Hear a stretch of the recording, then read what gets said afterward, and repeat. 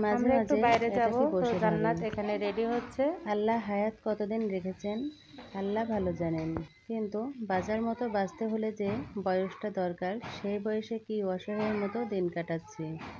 মানুষ বাঁচে আর কতদিন, কি করলাম আমি আমার জীবনটার সাথে। নিজের এই সুন্দর জীবন দিন দিন অবনতির দিকে যাচ্ছে, শুধু দেখেই যাচ্ছি অথচ কি করতে পারছি না।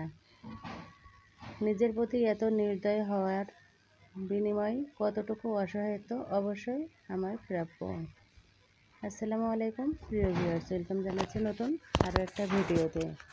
তো অনেক দিন পর আমরা সবাই মিলে একটু বের হচ্ছে, আমাদের বাসার পাশে উপজেলায় পিঠা মেলা হচ্ছে, সেখানে যাওয়ার জন্য। তো যাব ভাবছি বেশ শুরু হওয়া থেকেই।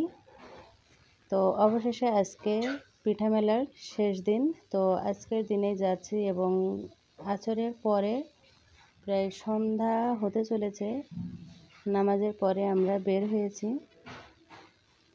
আর এদিকে আছে আরজিনা ও তার মেয়ে আয়শা, সে এসেছিল আমাদের সঙ্গে দেখা করতে। ছোট্ট একটা মেয়ে, তার কোলে আছে একটা কিউট বেবি। দোয়া রইল ছোট্ট এই আয়শার জন্য। তো আমরা বাসা থেকে বের হলাম, জান্নাত মনে এখানে সামনে আছে। তো আমাদের বাসা থেকে খুব বেশি দূরে নয়, হেঁটে যেতে মাত্র 5 থেকে 7 মিনিট সময় লাগবে। তো আমরা হাঁটা শুরু করলাম। জান্নাতকে বললাম তুমি একটু আগে হাঁটো। যাওয়ার সময় ভাবলাম একটা ভিডিও তৈরি করি, আপনাদের মাঝে শেয়ার করব। তো এর জন্য ভিডিওটা আমি শুরু করলাম যাওয়ার সময়। তো মেয়েটা বলছে এখন তুমি ফোন রাখো। তো আমার হাতটা ধরে সে কিন্তু হাঁটা শুরু করেছে। তো হাত টেনে সে কিন্তু সামনের দিকে এগিয়ে চলছে।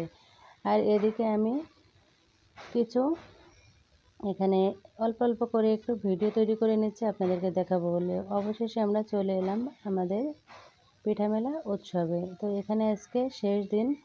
এখানে এখন গান বাজনার অনুষ্ঠান হচ্ছে এবং এখানে আশপাশে প্রচুর শব্দ ছিল, গানের শব্দ ছিল। তো সেগুলো আমি মিউট করে দিয়েছি। তো জান্নাত সামনে দাঁড়িয়ে আছে, আমি গেটের বাইরে দিয়ে আমরা ঢুকছিলাম।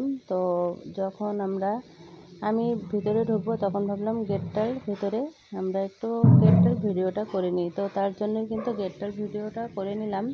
সামনে দেখতে পাচ্ছেন প্রচুর মানুষ, তবে আশপাশের স্টলগুলো, এখানে পিঠাগুলো প্রায় শেষ হয়ে গেছে, এখানে অল্প কিছু আছে।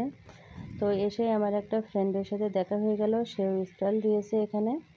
তো এখানে তার 2টা মেয়ে বসে আছে। এখানে পাটিসাপটা পিঠা, আলুর পিঠা, ময়দার পিঠা, কেক, ফুচকা, ছোলা, অনেক খাবার। সবগুলো কিন্তু সব খাবারই বাসা থেকে বানিয়ে নিয়ে আসা হয়েছে, স্বাস্থ্যসম্মত খাবার। তো আমরা আসলাম আর এখানে অনুষ্ঠানটাও শেষ হয়ে গেল। তো দেখতে পাচ্ছেন সন্ধ্যাও নেমে এসেছে।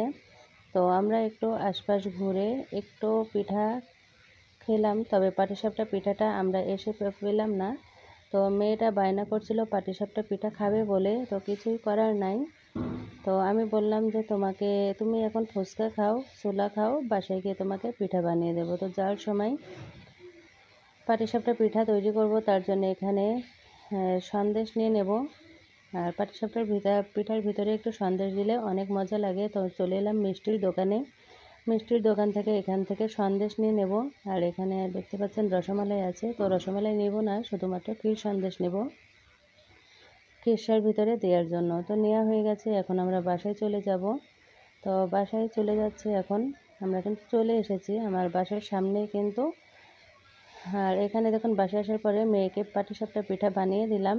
তো প্রিয় ভিউয়ার্স, সব মিলিয়ে কেমন লাগলো আজকের আমার এই ভিডিওটা কমেন্ট করে জানিয়ে যাবেন। সবাই ভালো থাকবেন, সুস্থ থাকবেন, এই কামনায় আজকের ভিডিওটা এখানেই শেষ করছি। সবাই সঙ্গেই থাকবেন। আসসালামু আলাইকুম, আল্লাহ হাফেজ।